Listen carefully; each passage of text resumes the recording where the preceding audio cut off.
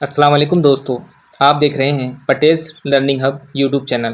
اگر آپ مہا ٹی اے T, C T اے T, U P T اے T یا ٹیچر ایلیجیبلٹی ٹیسٹ کی تیاری اردو میڈیم سے کر رہے ہیں تو یہ نئی سیریز آپ کے لیے بہت فائدہ مند ہونے والی ہے۔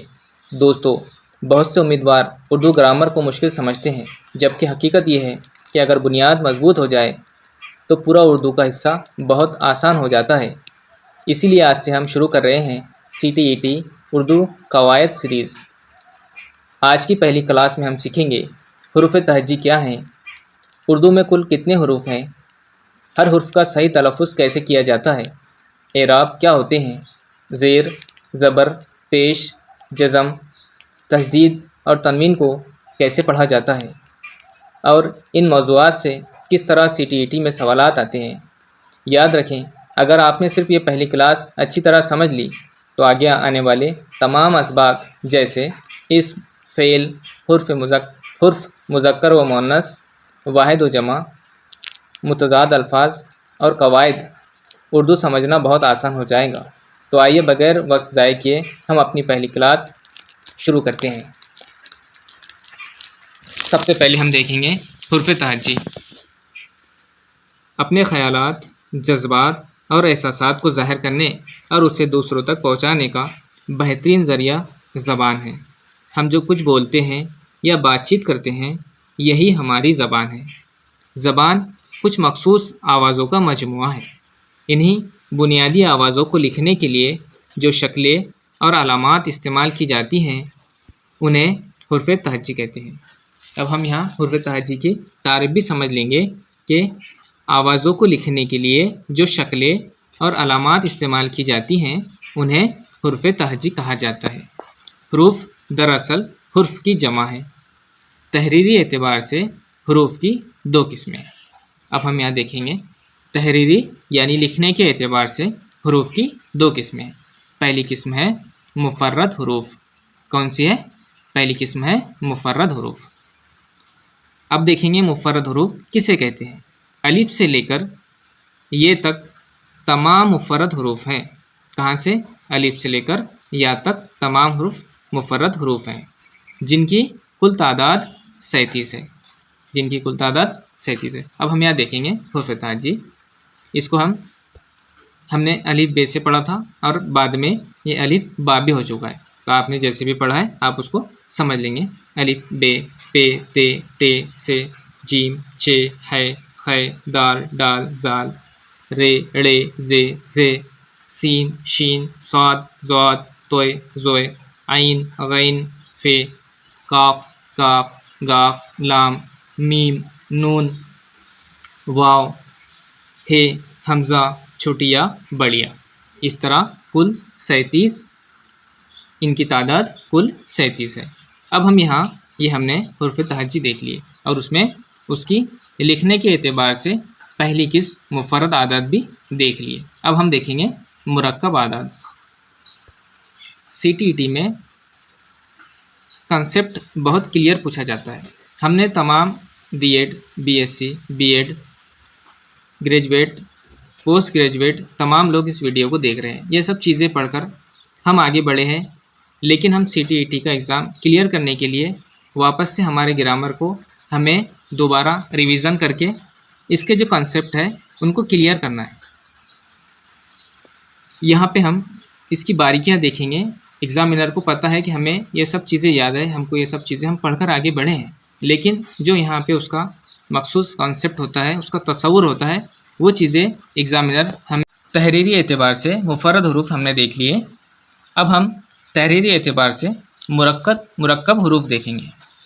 مرکب حروف دو حروف کے میل سے جو مرکب آواز بنتی ہے انہیں مرکب حروف کہتے ہیں۔ ان کی کل تعداد 15 ہے۔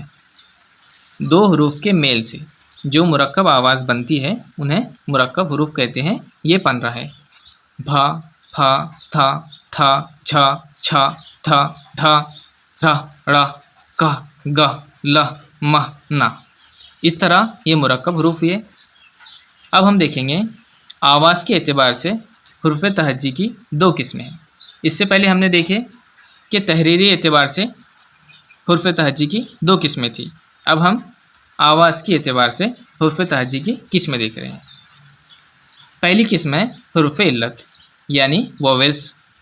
वो हुरूफ जिसे अदा करते वक्त उसकी आवाज़ दांत या ज़ुबान वगैरह से नहीं टकराती, हुरूफ इल्लत कहलाते हैं। हुर्फ इल्लत किसे कहेंगे? वो हुरूफ जिसे अदा करते वक्त उसकी आवाज़ दांत या ज़ुबान वगैरह से नहीं टकराती, हुरूफ इल्लत कहलाते हैं। उर्दू में हुरूफ इल्लत सिर्फ 3 हैं। कौन कौन से हैं 3?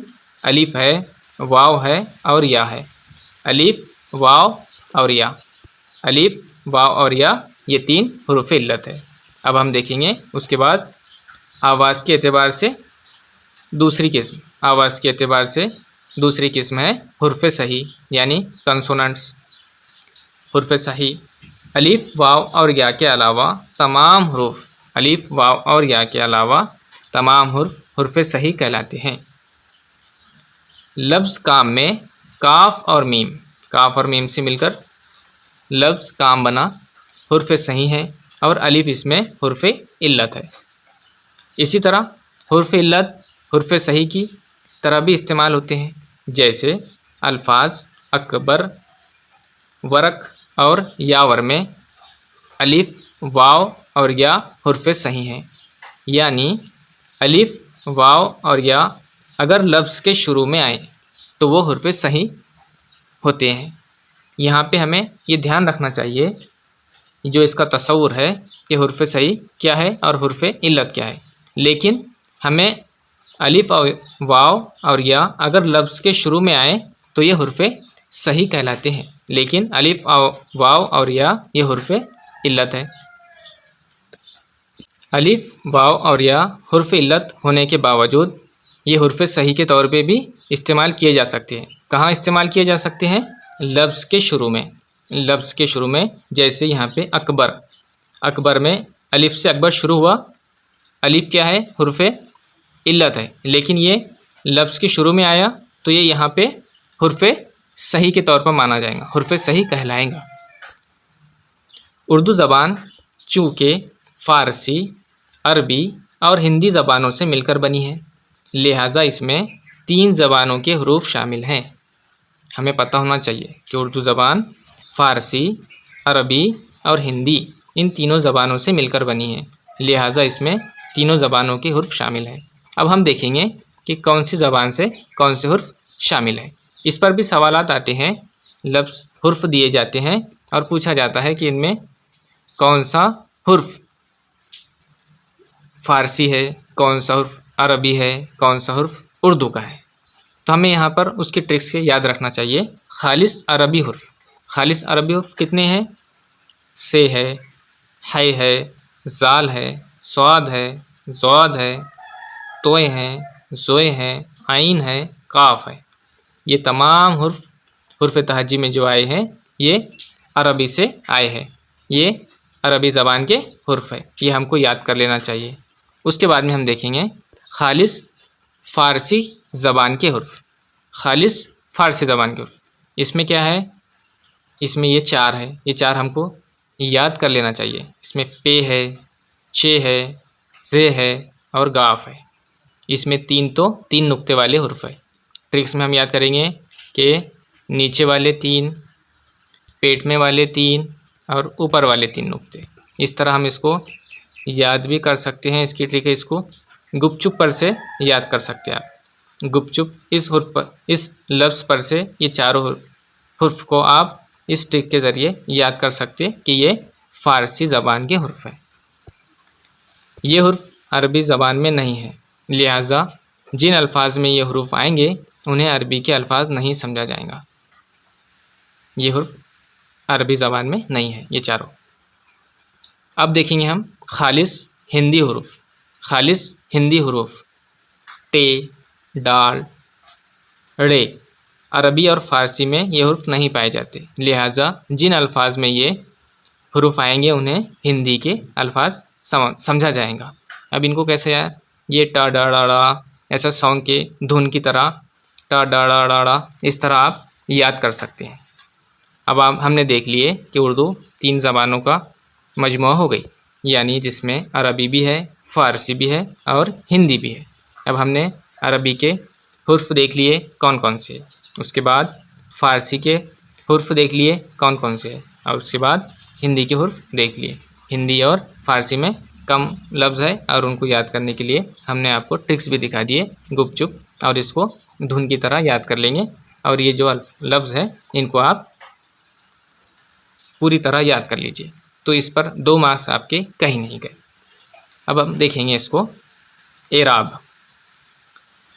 اب پڑھیں گے الفاظ میں حروف کی حرکات و سکنات ظاہر کرنے اور انہیں صحیح تلفظ کے ساتھ پڑھنے کے لیے جو علاماتیں لگائی جاتی ہیں انہیں اعراب کہتے ہیں۔ اب اعراب کی ہم نے یہاں تعریف پڑھ لی، اب ہم اسے سمجھیں گے بھی کہ الفاظ میں حروف کی حرکات و سکنات ظاہر کرنے اور انہیں صحیح تلفظ کے ساتھ پڑھنے کے لیے جو علاماتیں لگائی جاتی ہیں انہیں اعراب کہتے ہیں۔ اعراب کو حرکات یا علامات علت بھی کہا جاتا ہے۔ اب دیکھیے اس پر 3 سوال بن جاتے ہیں۔ ایک تو یہاں پہ اعراب کی تعریف ہو گئی، اعراب کو کیا کہا جاتا ہے؟ حرکات بھی کہا جاتا ہے، حرکات بھی کہا جاتا ہے، اور علامات علت بھی کہا جاتا ہے۔ یہ جو باریک بینی کا تصور ہے یہ اس لیے ہی ہمیں اس کو ہم ڈیٹیلس میں پڑھ رہے ہیں۔ اعراب کا علم اور ان کا صحیح استعمال اردو زبان کا بنیادی حصہ ہے۔ اب ہم دیکھیں گے اعراب میں سب سے پہلے آئے گا زبر۔ اب زبر کسے کہتے ہیں اس کو سمجھیں گے۔ حروف کے اوپر آدھے الف کی آواز ظاہر کرنے کے لیے جو علامت لگائی جاتی ہے، حروف کے اوپر یہ علامت دیکھ رہے ہیں ہم یہاں پہ، آدھے الف کی آواز ظاہر کرنے کے لیے جو علامت لگائی جاتی ہے اسے زبر کہتے ہیں۔ اسے کیا کہتے ہیں؟ اسے زبر کہتے ہیں۔ اسے فتحہ بھی کہا جاتا ہے، زبر کو فتحہ بھی کہا جاتا ہے، اور جس حرف پر زبر ہوتا ہے اسے مفتوح کہتے ہیں۔ جس حرف پر زبر ہوتا ہے اسے مفتوح کہتے ہیں۔ یہ سوال آ سکتا سی ٹیٹ میں کہ زبر کو اور کیا کہا جاتا ہے؟ فتحہ بھی کہا جاتا ہے، اور جس حرف پر زبر ہوتا ہے اسے کیا کہتے ہیں؟ تو اسے مفتوح کہتے ہیں۔ اس کی مثال دیکھیں گے ہم، جب، عرب، اسلم، سلطنت وغیرہ وغیرہ۔ اب ہم اعراب میں دیکھیں گے زیر۔ حروف کے نیچے ایک مختصر آواز ظاہر کرنے کے لیے جو علامت لگائی جاتی ہے اسے زیر کہتے ہیں۔ حروف کے نیچے ایک مختصر آواز کے لیے جو علامت لگائی جاتی ہے اسے زیر کہتے ہیں۔ اسے کسرہ بھی کہا جاتا ہے، زیر کو کسرہ بھی کہا جاتا ہے، اور جس حرف کے نیچے زیر ہوتی ہے اسے مکسورہ کہتے ہیں۔ جس حرف کے نیچے زیر ہوتی ہے اسے مکسورہ کہتے ہیں۔ اس کی مثال دن، صرف، کتاب، سراج وغیرہ۔ اب ہم دیکھیں گے اعراب میں تیسری، پیش۔ کسی بھی حرف میں نصف واو کی آواز کا اضافہ کرنے کے لیے، کسی بھی حرف میں نصف یعنی آدھے واو کی آواز کا اضافہ کرنے کے لیے حرف کے اوپر لگائی جانے والی علامت پیش کہلاتی ہے۔ حرف کے اوپر لگائی جانے والی علامت پیش کہلاتی ہے۔ اسے ضمہ بھی کہتے ہیں۔ پیش کو کیا کہتے ہیں؟ اسے ضمہ بھی کہتے ہیں۔ جس حروف پر پیش ہو اسے مضمومہ کہتے ہیں، اور جس حروف پر پیش ہو اسے مضمومہ کہتے ہیں۔ مثلاً چپ، رخ، اردو، دلہن وغیرہ وغیرہ۔ اگلی علامت دیکھیں گے ہم، جزم۔ کسی لفظ میں جب کوئی حرف ساکن ہو، کیا ہو؟ ساکن ہو، تو اسے ظاہر کرنے کے لیے لگائی جانے والی علامت کو جزم کہتے ہیں۔ کسی حرف میں جب کوئی لفظ ساکن ہو تو اسے ظاہر کرنے کے لیے لگائی جانے والی علامت کو جزم کہتے ہیں۔ جزم کا دوسرا نام سکون ہے۔ جزم کا دوسرا نام سکون ہے۔ جس حرف پر یہ علامت ہوتی ہے اسے ساکن کہتے ہیں۔ جس حرف پر جزم کی علامت ہوتی ہے اسے ساکن کہتے ہیں۔ یا ہم نے ہر چیز پر دیکھے کہ جس چیز پر جو علامت ہوتی ہے علامت کا نام کیا ہے اور جس پر علامت لگتی ہے اسے کیا کہتے ہیں. یا ہم جزم میں دیکھ رہے ہیں کہ جزم کا دوسرا نام سکون ہے اور جس پر یہ علامت لگتی ہے اسے ساکن کہتے ہیں. اس کی مثال اجر، عرش، فرش، بچپن وغیرہ وغیرہ. اجر، عرش، فرش، بچپن وغیرہ وغیرہ. اگلی علامت دیکھیں گے ہم تشدید. جب کسی لفظ میں کوئی حرف دو بار ایک ساتھ آئے، کوئی حرف دو بار آئے اور ایک ساتھ آئے، اس حرف کو دو بار نہیں لکھتے بلکہ ایک ہی مرتبہ لکھ کر اس پر جو علامت لگاتے ہیں اسے تشدید کہتے ہیں. جب کسی لفظ میں کوئی حرف دو بار آئے، ایک ساتھ آئے، اس حرف کو دو بار نہیں لکھتے بلکہ ایک ہی مرتبہ لکھ کر اس پر جو علامت لگاتے ہیں اسے تشدید کہتے ہیں. مثلا یہاں پر ابا میں الف اور بے دو بار آئے ہیں، لیکن بے کو ایک بار لکھ کر اس پر تشدید کی علامت لگائی گئی ہے. یہاں مثال سے سمجھایا گیا ہے. اور جس حرف پر یہ علامت لگائی جاتی ہے اسے مشدد کہتے ہیں. جس پر تشدید لگائی جاتی ہے اسے مشدد کہتے ہیں. اس کی مثالیں امی، ابا، مکہ، ذرہ، عزت وغیرہ وغیرہ. اگلی علامت دیکھیں گے ہم تنوین. کسی لفظ کے آخری حرف پر ان کی آواز پیدا کرنے کے لیے جو دو زبر، دو زیر یا دو پیش لکھتے ہیں اسے تنوین کہتے ہیں. کسی لفظ کے آخری حرف پر ان کی آواز پیدا کرنے کے لیے جو دو زبر، دو زیر یا دو پیش لکھتے ہیں اسے تنوین کہتے ہیں. اردو زبان میں صرف دو زبر کی تنوین استعمال کی جاتی ہے. مثلا فوراً، غالباً، مجبوراً، یقیناً، اندازاً، تقریباً، عموماً. اس طرح تنوین کی ہم نے مثالیں دیکھی ہیں. اس طرح اس ویڈیو میں ہم نے حروف تہجی کی مکمل فہرست، ہر حرف کا صحیح مخارج اور تلفظ، زیر، زبر اور پیش کی عملی مثالیں، جزم اور تشدید کی مشق اور تنوین کی پہچان کو دیکھا ہے. یہ تمام چیزیں Maha T E T, C T E T exam oriented ہے. اگر آپ نے آج کی یہ کلاس پوری توجہ سے دیکھی ہے تو یقیناً اردو قواعد کا سب سے اہم مرحلہ آپ نے مکمل کر لیا. اب آپ کا ایک چھوٹا سا ہوم ورک ہے. آپ کو حرف تہجی سے زیر، زبر، پیش، تشدید اور تنوین کے لیے الگ الگ الفاظ بنانے ہیں. جہاں کچھ آپ کے سمجھ میں نہیں آیا ویڈیو کو دوبارہ دیکھنا ہے اور اس ٹاپک کو، اس نقطے کو سمجھنا ہے. اگر یہ کلاس آپ کو پسند آئی ہو تو ویڈیو کو لائک ضرور کریں، اپنے دوستوں کے ساتھ شیئر کریں. اور اگر ابھی تک آپ نے پٹیز لرننگ ہب یوٹیوب چینل کو سبسکرائب نہیں کیا ہے تو اسے سبسکرائب کریں اور بیل آئیکن کو کلک کریں تاکہ ہماری ہر آنے والی ویڈیو آپ تک سب سے پہلے پہنچے. اگلی کلاس میں ہم حروف شمسی، حروف قمری، مخارج اور تلفظ کو سی ٹیٹ امتحان کے مطابق تفصیل سے پڑھیں گے. تب تک کے لیے اجازت. اللہ حافظ.